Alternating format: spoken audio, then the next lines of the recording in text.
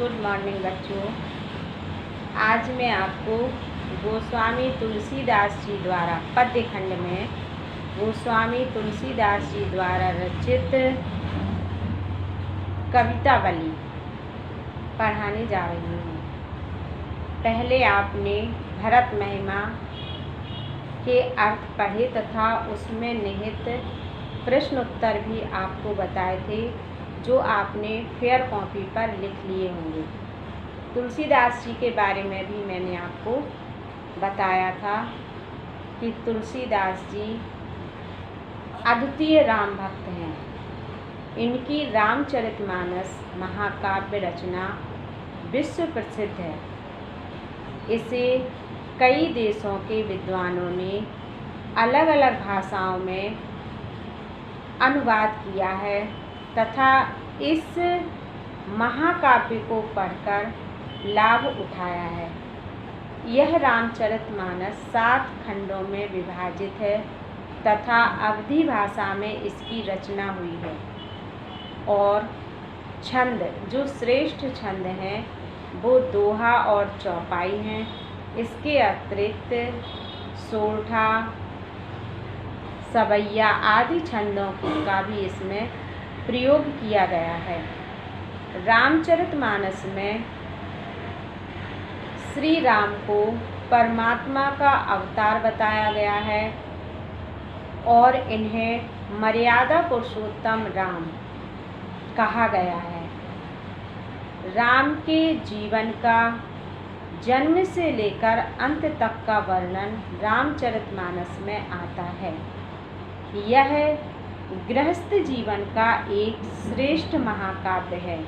इसमें जीवन की छोटी छोटी समस्या और से लेकर बड़ी बड़ी समस्याओं के भी हल निहित हैं। रामचरितमानस के अतिरिक्त इन्होंने विनय पत्रिका, कवितावली, गीतावली, श्री कृष्ण गीतावली, दोहावली, जानकी मंगल, पार्वती मंगल, वैराग्य संदीपनी, बरवे रामायण, रामाज्ञा प्रश्नावली, हनुमान बाहुक तथा रामलला नेहचू आदि प्रसिद्ध 12 रचनाएं की हैं, जो विश्व प्रसिद्ध हुई। इन्हें पढ़कर के विद्वान पाठक मंत्रमुग्ध हो जाते हैं। रामचरितमानस में तो बताया गया है कि उसका एक एक छंद, एक एक दोहा, एक एक चौपाई मानो महामंत्र हैं। इससे कई सिद्धियां प्राप्त की जा सकती हैं।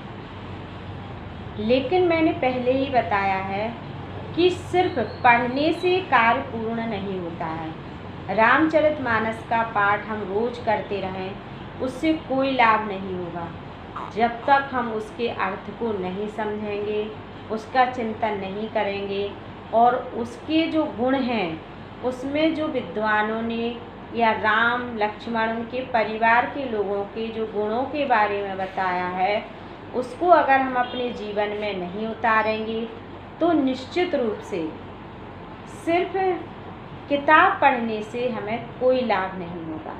तो इस प्रकार से हमें किसी भी इनके अलावा किसी भी महापुरुष के जब हम गद्यांश या किसी भी विधा की रचना को पढ़ते हैं तो उसको पढ़ करके उसका मनन चिंतन करना चाहिए और उसे अपने जीवन में उतारना चाहिए।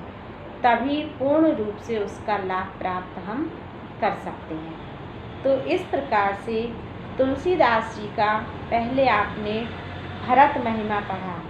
भरत महिमा में 2 भाइयों के अगाध प्रेम के बारे में बताया गया है कि जब राम को दशरथ के द्वारा और कैकेयी जो उनकी माँ थी उनके द्वारा 14 वर्ष का वनवास दे दिया जाता है। ये कैकेयी भरत की माँ है और कौशल्या राम की तथा सुमित्रा लक्ष्मण और शत्रुघ्न की माँ है। तो राम ये नहीं कहते कि हम बड़े हैं, राज्य हमें मिलना चाहिए और अपने माता पिता की आज्ञा हेतु तुरंत वन को चले जाते हैं और उनके छोटे भाई उनकी पत्नी भी अपने कर्तव्य का पालन करते हुए वन को उनके साथ जाते हैं। और यहाँ जब भरत को पता चलता है कि हमारी माता ने इस प्रकार का दुष्कर्म किया है, तो वो बहुत नाराज़ होते हैं, दुखी होते हैं और सारा राजपाट त्याग करके श्री राम को मनाने के लिए बन जाते हैं। और उन्हें पूरा विश्वास है कि हम सभी लोग जब उन्हें मनाने जाएंगे, उनके साथ मंत्री, गुरु, वैद्य सभी समाज होता है, क्योंकि उन्होंने कहा था कि जो राम से मिलना चाहे वो मेरे साथ चल सकता है। इस प्रकार से बहुत से अयोध्यावासी उनके साथ जाते हैं। अब दोनों भाइयों में बातचीत होती है। गुरु भी उनके चरित्रों को देख करके विदेह हो जाते हैं, अपनी सुध-बुध खो देते हैं कि दोनों भाई किस प्रकार से राज्य का परित्याग कर रहे हैं, जबकि आज के युग में सभी कुर्सी पाना चाहते हैं, सभी राज्य प्राप्त करना चाहते हैं, लेकिन यहाँ राज्य का परित्याग राम कर चुके हैं और भरत भी कि मैं छोटा हूँ इसलिए ये अधिकार मेरे बड़े भाई राम का है, वो भी राज्य को नहीं लेना चाहते हैं। तो यहाँ पर बताया गया है कि कोई भी बड़ा पद हो, हमेशा ईमानदारी का पालन करना चाहिए, क्योंकि राम ने भी लक्ष्मण को समझाते हुए कहा है कि भरत हमारा ऐसा भाई है कि चाहे उसे ब्रह्मा विष्णु महेश का पद ही प्राप्त क्यों ना हो जाए, लेकिन कभी वह अपने पथ से विचलित नहीं हो सकता है। फिर ये अयोध्या का राज्य तो बहुत छोटी बात है, लेकिन दोनों भाई अपने अपने कर्तव्य, अपने अपने सत्यता पर डटे हुए थे। फिर अंत में यह निर्णय होता है कि राज्य तो राम का ही है, लेकिन 14 वर्ष का पिता की आज्ञा का पालन करते हुए 14 वर्ष तक उसकी देखभाल भरत करेंगे। यह निर्णय हो जाता है और भरत उनकी चरण खड़ाऊ लेकर के वापस आ जाते हैं। ये आपने भरत महिमा में पढ़ा। इसके बाद जो उनकी अन्य रचना है, कवितावली, दोहावली, गीतावली, विनय पत्रिका आदि, तो आज कवितावली के कुछ पद्यांश आपकी पाठ्य पुस्तक में निहित हैं, उनके अर्थ में बता रही हूँ। कवितावली। बालधि विशाल विकराल ज्वाल जाल मानो, लंक लील वेको काल रसना पसारी है। इन पंक्तियों में सबसे पहले आप संदर्भ लिखेंगी। प्रस्तुत पद्यांश हमारी पाठ्य पुस्तक हिंदी के कवितावली नामक शीर्षक से अवतरित है। इसके रचयिता भक्ति काल के राम भक्ति शाखा के श्रेष्ठ कवि तुलसीदास जी हैं। यहाँ पर प्रसंग में फिर लिखेंगी कि इन पंक्तियों में उस समय का वर्णन है जब लक्ष्मण को मेघनाद के द्वारा शक्ति लग जाती है और लक्ष्मण मूर्छित पड़े हुए हैं।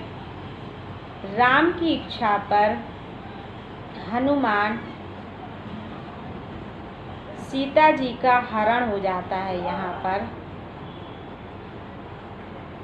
रावण के द्वारा सीता जी का हरण हो जाता है और सभी वानर सीता की खोज में जाते हैं।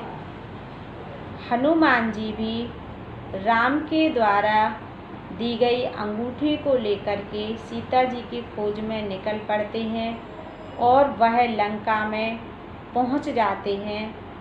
फिर जब उनके साथ अच्छा व्यवहार नहीं होता है, वहाँ उनकी पूँछ में आग लगा दी जाती है, तो वह जलती हुई पूँछ को लेकर के यहाँ वहाँ फुदकते हुए चलते हैं, जिसके कारण लंका सोने की थी और लंका में आग लग जाती है।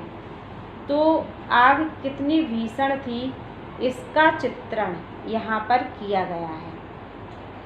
बालधि विशाल विकराल ज्वाल जाल मानो, उनकी पूँछ पर, हनुमान जी की पूँछ में आग इतनी भयानक लगी हुई थी, इतनी अग्नि की ज्वालाएं उठ रही थीं कि मानो ऐसा प्रतीत हो रहा था कि लंक लील वे को काल रसना पसारी है, कि लंका को निगलने के लिए स्वयं काल ने, स्वयं मृत्यु ने अपनी जीभ को पसारा हो, फैला दिया हो।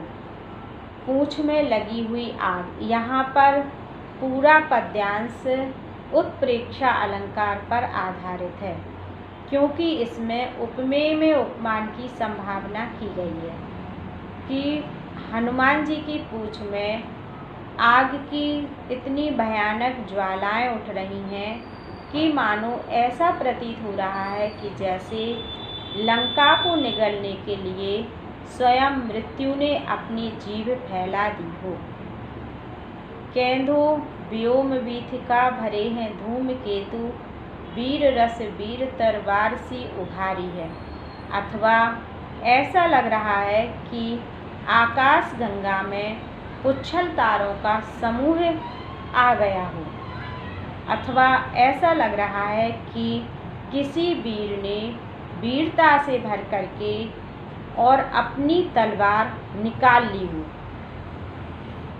तुलसी सुरेश चाप केंदो दामिनी कलाप, केंदो चली मेरु से कृषानुसार भारी है। अथवा ऐसा प्रतीत हो रहा है, क्या हो रहा है, जलती हुई पूंछ का दृश्य, मानो इंद्रधनुष निकल आया हो। अथवा केंदो दामिनी कला, अथवा बिजली चमक रही हो, बिजली कड़क रही हो। केंदो चली मेरते कृषानुसार सरी भारी है। अथवा ऐसा प्रतीत हो रहा है कि सुमेरु पर्वत से खून की नदी बह रही हो। देखे जातु धान जातु धानी अकुलानी कहें, कानन उजारियो अब नगर प्रजारी है।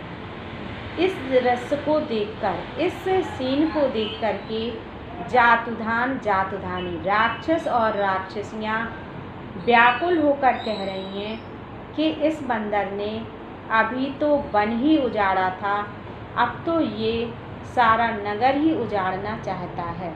इस प्रकार से इस दृश्य को देखकर राक्षस राक्षसियाँ भयभीत हो रही हैं, डर रही हैं और अपनी रक्षा के लिए गुहार लगा रही हैं। दूसरा है इसके प्रश्न उत्तर।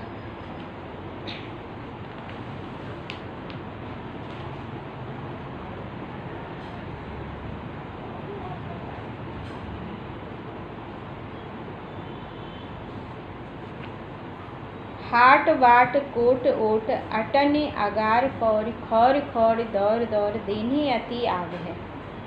दूसरा पद्यांश है। इसमें जब हनुमान जी की पूंछ में आग लगा दी जाती है तो वो किस प्रकार से चारों ओर दौड़ दौड़ करके आग को लगा रहे हैं, इसका विचित्र आश्चर्यजनक चित्रण किया गया है। हाट बाट कोट ओट अटन अगार पौर खौर खौर दौर दौर देनी अति आग है। हाट बाजार में, बाट गलियों में, परकोटों पर, बालकनी में, अटारी में और आंगन, घर आंगन में हनुमान जी ने खो खो की आवाज़ करके दौड़ दौड़ करके चारों ओर आग लगा दी। आरत पुकारत सभारत न को काऊ, व्याकुल जहाँ सो तहाँ लोग चले भागे हैं।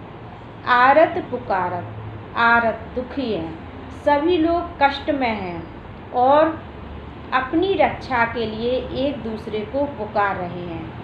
संहारत न को काऊ, लेकिन कोई किसी को नहीं संभाल पा रहा है, क्योंकि चारों ओर आग लगी हुई है और धुआं बहुत तेज़ी से सब ओर फैला हुआ है। इसलिए सभी लोग व्याकुल कष्ट में हैं, एक दूसरे को सहायता के लिए पुकार रहे हैं, लेकिन कोई किसी की सहायता नहीं कर पा रहा है। व्याकुल जहाँ सो तहाँ लोग चले भागे हैं। व्याकुल होते हुए, कष्टमय होते हुए, दुखी होते हुए लोग जहाँ तहाँ भाग रहे हैं। अपनी रक्षा हेतु जहाँ तहाँ भाग करके रक्षा अपनी करना चाह रहे हैं। बालदी फिराबे बार बार झहराबे झरे, बूंदियाँ सी लंक पिघलाए पाग पाग हैं। हनुमान जी अपनी पूँछ को बार बार फहरा रहे हैं, हिला रहे हैं, घुमा रहे हैं, और उसे घुमाने से, पूँछ को घुमाने से जो चिंगारियाँ झर रही हैं, और वह चिंगारियाँ, जलती हुई चिंगारियाँ जब लंका में पड़ रही हैं, लंका क्या है, सोने की बनी हुई है, तो जब वो चिंगारी लंका पर पड़ती हैं तो लंका पिघल जाती है। तो कवि ने यहाँ कल्पना की है कि बूंदियाँ सी लंक पिघलाए पाग पाग हैं, कि लंका का सोना पिघल करके मानो ऐसा प्रतीत हो रहा है जैसे कोई पाग तैयार हो रहा है, चाशनी तैयार हो रही हो, सोना पिघल करके चाशनी के समान लगता है। तो इस प्रकार से जब हनुमान जी की पूँछ से झड़ती हुई चिंगारी सोने की लंका में पड़ती हैं तो ऐसा प्रतीत हो रहा है जैसे कि लंका पिघल करके पाग की तरह परिवर्तित हो रही हो। तुलसी बिलोक अकुलानी जातु धानी कहें, चित्रहूँ के कपीसों विचार ना लागे हैं। तुलसीदास जी कहते हैं कि ऐसे दृश्य को देख करके व्याकुल होती हुई राक्षसियाँ कह रही हैं कि अब तो हम कभी चित्र के कपीस, चित्र के बंदर से भी नहीं उलझेंगे। सजीव बंदर से तो उलझना बहुत दूर की बात है, हम कभी चित्र के बंदर की भी हंसी नहीं उड़ाएंगे, उनसे कभी विद्रोह नहीं करेंगे। तो इस प्रकार से आपने 2 पद्यांशों के अर्थ समझे। इन अर्थों को आप याद करते जाना, और अगर चाहो तो एक अलग कॉपी बना लो, उसमें आपको ये सब अर्थ लिखना है, क्योंकि प्रश्न उत्तर तब तक नहीं आएंगे जब तक आपको पद्यांश के अर्थ नहीं आएंगे। इसलिए आपको प्रत्येक पद्यांश का अर्थ याद करना है, पढ़ना है, और अगर चाहो तो अलग कॉपी में सारे अर्थों को लिख करके रखना है। लेकिन फेयर कॉपी में मैं जो प्रश्न उत्तर बता रही हूँ सिर्फ उन्हें ही लिखना है। धन्यवाद।